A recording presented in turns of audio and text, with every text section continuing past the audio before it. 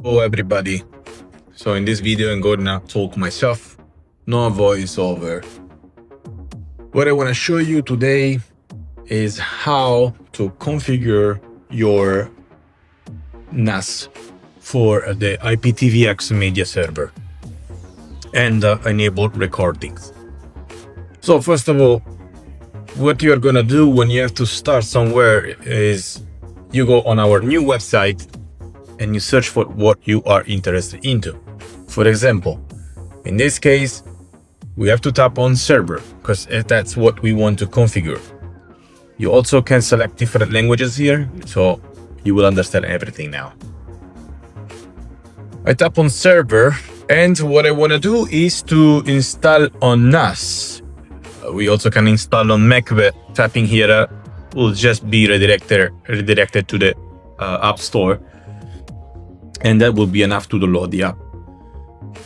There is also another video you can follow to how to configure the client. Anyway, we tap on install on NAS. We have two options when we install on NAS. We can install on Synology, or we can install on a generic Linux NAS. Now, if you have Synology, the SM7 or later, you can use these simple instructions. If for any reason it doesn't work for you or you have another NAS, just follow the generic Linux NAS instruction. From these two links button, you can download the package that you need. Now, obviously I already have the package.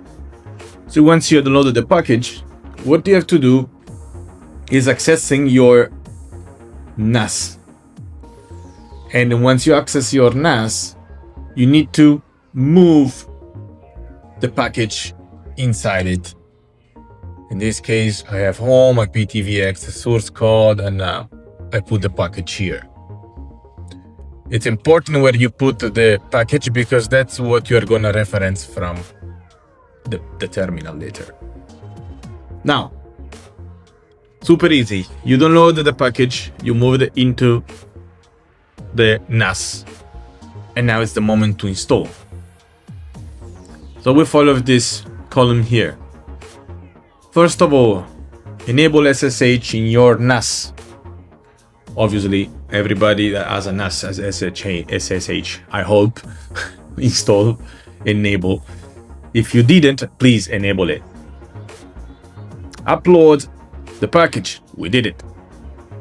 Now we need to SSH into the NAS. It's very easy. We just have to tap in the terminal, SSH our NAS user and our NAS IP. Now you know your NAS IP because when you enter in your NAS from web browser, you see the IP and you see also from the NAS itself.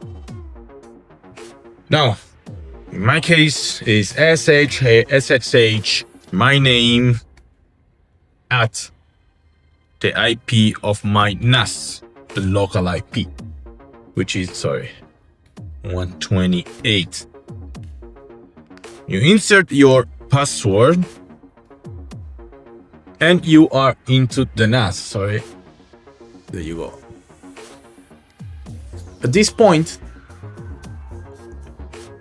you have to install the SPK, the Synology package. And to do this, it's very easy. This is an example path, but in my case, the path is what I put on my package, and is exactly this one. So we will write sudo. Sudo it's needed because this is a root admin operation.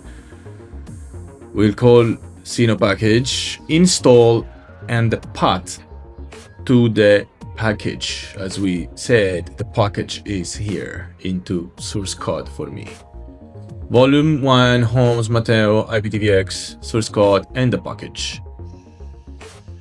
Now it's enough to tap and insert again your password to install the server. And simple as that, the server is installed. Now you need to start the server. So you will run sudo sudo package start IPTVX dash server. And that's it. The server is now running.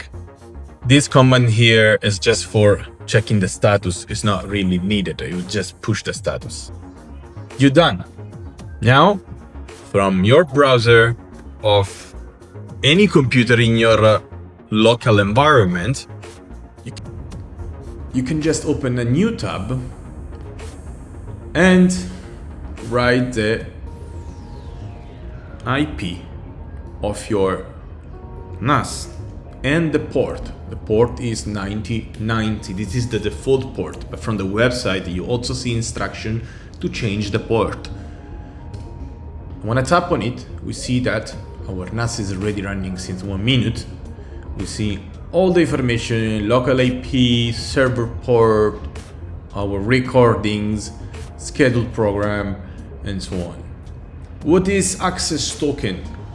You don't need the access token unless you are connecting from remote. So if you are connecting from remote to your public IP and your NAS is exposed and your modem and router are exposed, then the firewall manage this, all of this. Then you can access also from remote, but you will have to set this token inside the app. You can also regenerate that, so how many times you want. You can also require token for local connection if you want, but it's useless. Like, you are in your local connection, we assume that you don't have any major risk. Anyway, at this point, your server NAS is working, so you just have to configure it into the IPTVX app, inserting the local IP and the port, and you will see that you will be able to record and to stream from this NAS server. You can see also the video to do this. We did the video using the Mac server app, but it's exactly the same. The advantage of using a NAS is that it's always running 24 hours. It doesn't have a screen, it doesn't turn off, it doesn't go standby. It just works out of the box amazingly. So please enjoy, let me know if you need any help. But here, following this simple instruction, you can solve most of your problems. Thank you very much.